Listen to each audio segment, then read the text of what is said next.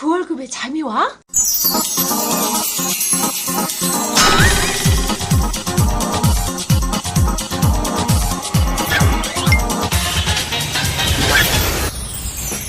그 월급의 잠이와는 월급이 전부인 2천만 월급쟁이들의 불면증을 해소하는 방송입니다.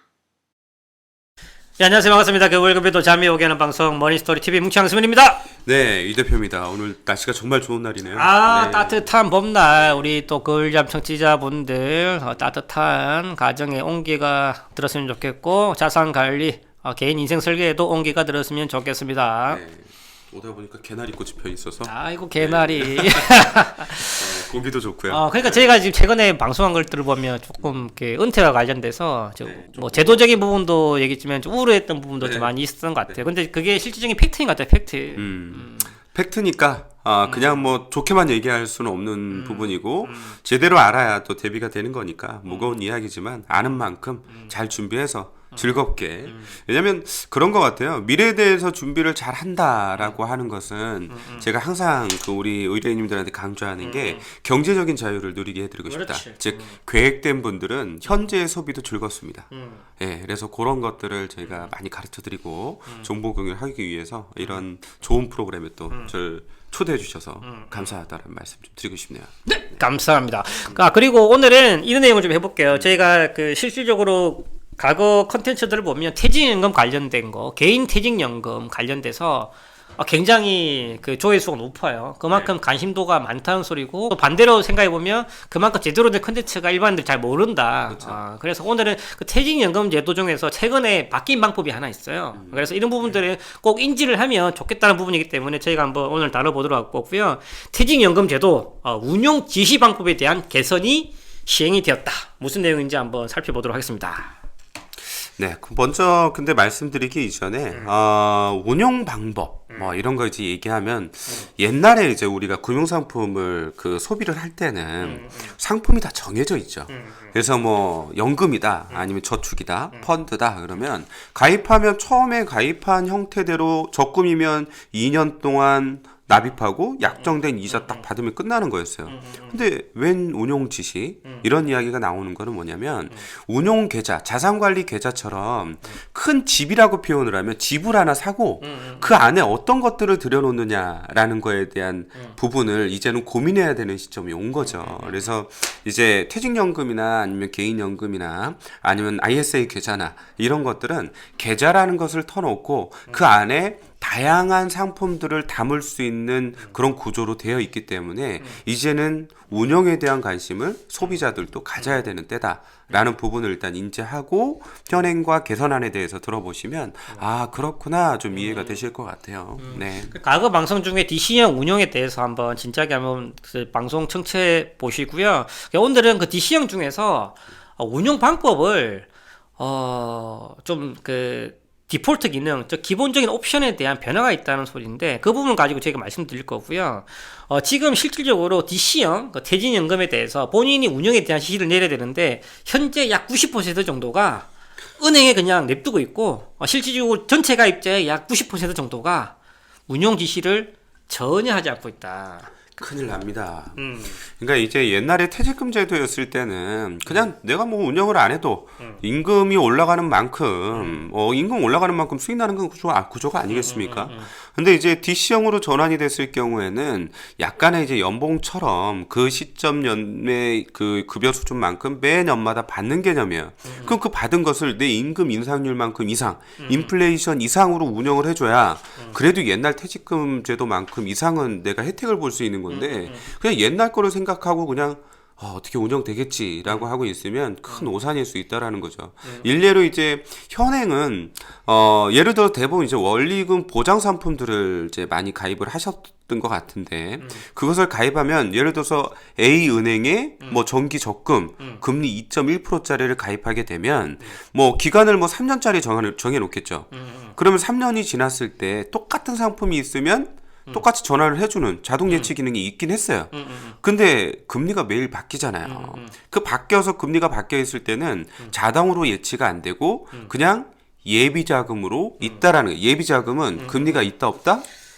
무시할 정도로 없다. 네. 거의 없는 거예요. 그래서 거의 그냥 내 돈을 썩히고 있는 거나 다름이 없기 때문에 이것은 정말 직무유기인 거죠. 개인적인 자산 관리에 대해서. 네네.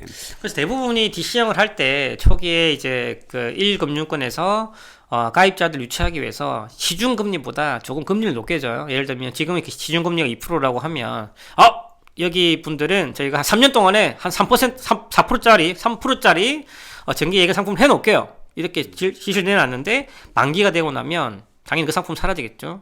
예, 그러면서 당연히 말씀하신 현금성 자산, 현금성 자산, 일반적인 CD 금리로 적용되는 현금성 자산으로 자금이 돌려진다라는 거예요. 그 말이 뭐냐면 내 자산에 대한 수익률이 점점 떨어진다라는 거죠. 근데 이게 솔직히 그렇지 않아요. 이게 바쁘다 보니까 많은 분들이 신경을 못 쓰는 게 당연한 거고, 그래서 그렇게 하다 보니까 이거를 지금 정부에서 도와주겠다라는 거야. 그래, 너네들 바쁘니까, 그래, 지금은 현재로서는 만기 도래 시에 별도의 너가 지시가 없으면은 기존의 동일 상품으로 자동 예치하든지 아니면은 그냥 일반 대기성 자금을 놔두는데, 그게 아니라 디폴트 기능, 즉 초기에 처음부터 너네들이 어떤 상품이 아니라 운영 방법에 대해서 가이드를 당신들이 선택하게 하고 그 가이드가 어떤 상품이 만기된 이후에도 동일하게 적용될 수 있게끔 우리가 디폴트, 즉 기본 옵션 기능을 변경해 주겠다는 게 이번에 정부 개선안의 취지입니다. 네, 맞습니다. 그래서 기본적으로 특정할 수 있는 부분을 개선하니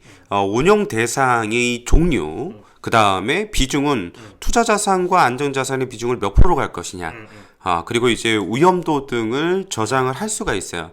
그래서 다시 이야기하면 아까 나는 예금 100%로 운영을 할 건데 대신에 어찌되었든 이거는 뭐 운용 지수를 뭐 100%로 했다고 한다라고 하면 예전에 같은 경우에는 동일한 상품이 없으면 그냥 대기성 자금으로 빠졌죠.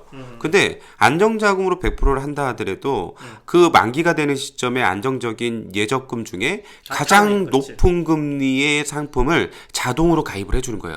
얼마나 좋습니까? 대기성 자금하고 금리 차이가 보통 작게는 1.5에서 많게는 2, 3% 차이가 날 수가 있거든요. 그래서 운영적인 부분에서는 꼭 이 부분을 새로 생긴 제도니까 도입을 해서 돈에 대한 어떤 그 가치를 떨어뜨리는 일이 없었으면 좋겠습니다. 운영 지시 방법에 대해서 그 발표 자료를 보시면 과거에는 뭐 A은행에 정기예금 1년 해봤다 이렇게 했다라고 하면 지금은 바뀌었어요. 예를 들면 운영 대상은 은행 예적금, 그렇죠. 그리고 비중은 내가 한 30%, 40% 이렇게 운영 비율도 조절할 수 있고, 그다음에 이제 위험도 같은 경우는 당연히 1금융권이니까 비슷할 것 같고요. 그다음에 이제 만기 뭐 1년 이내, 만기 2년 이내 이렇게 설정을 해놓을 수 있는 거죠. 그러면 과거에는 그냥 A은행 정기예금 1년이 끝나면 자동 재이체가 되든지 그냥 현금으로 냅두는데, 최근에는 어떻게 된다면 만약에 A은행 정기예금이 끝났어. 근데 A은행 상품이 없어. 그러면 비슷한 조건의 타은행 상품들을 찾아서 얘가 매칭을 시켜준다는 개념이에요. 근데 만약에 이게 정기예금이 아니라 예를 들면 내가 신용도 일정 금액 이상의 뭐 채권에 대한 부분들, 원리금 보장이 되는 2, 3%짜리 채권에 대해서 내가 배정해 놨더라고 하면 만기 시점에 자동적으로 그 상품, 비슷한 상품을 찾아서 재예치를 디폴트를 해준다라는 거는 굉장히 의미 있는 변화입니다. 상당히 좋은 제도죠.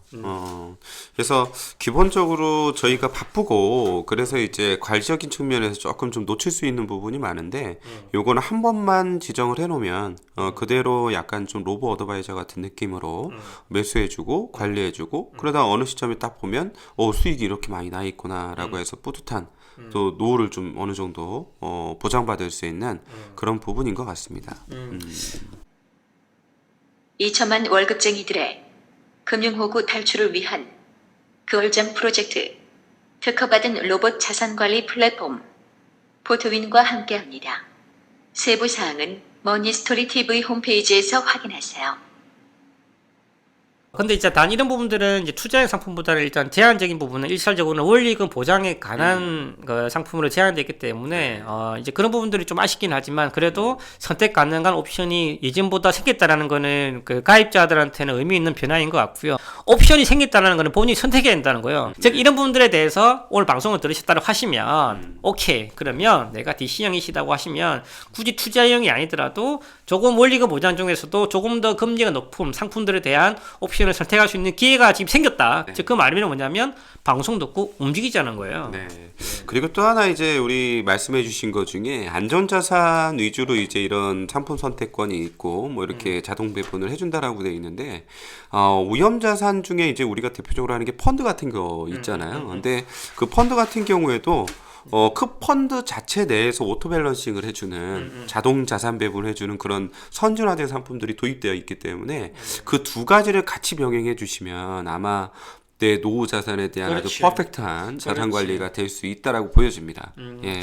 뭐 구체적으로 뭐 조금 더 그 부연해 설명드리자면 원리금 보장 상품에는 우리가 생각에는 뭐 예적금만 포함되어 있는데 그게 아니라 이제 뭐 우체국도 낼 수도 있고 저축은행 상품이 낼 수도 있고요. 그다음에 발행엄, 뭐 표지엄, 그다음에 정부가 보증하는 채권, 그다음에 뭐 원리금이 보장된 뭐 ELB, 그다음에 뭐 여러 RP 등 시중 예적금보다 금리가 높은 상품들이 분명히 나와 있어요. 그런 부분들을 의미하는 거니까 이런 부분들은 다 본인이 복수로 선택해서 선택할 수 있다.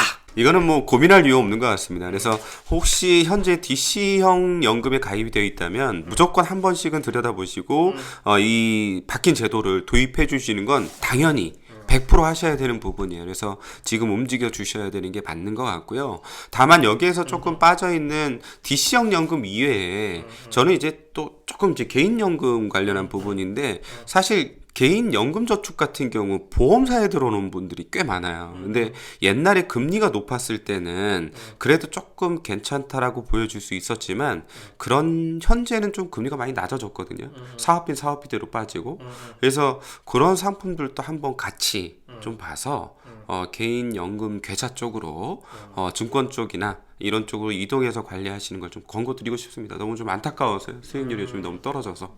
예. 자, 오늘은 또 우리 청취자분들한테 퇴직연금 운영 지시 방법에 대한 변화에 대해서 저희가 알려드렸고요.